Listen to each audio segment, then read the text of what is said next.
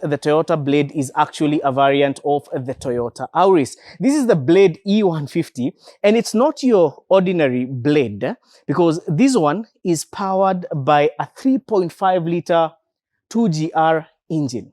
Yes, 2GR is a V6. 3.5 liter V6 is 292 horsepower, and power is transmitted to the front wheels via a 6-speed automatic transmission, not a CVT like you would find on that other Blade.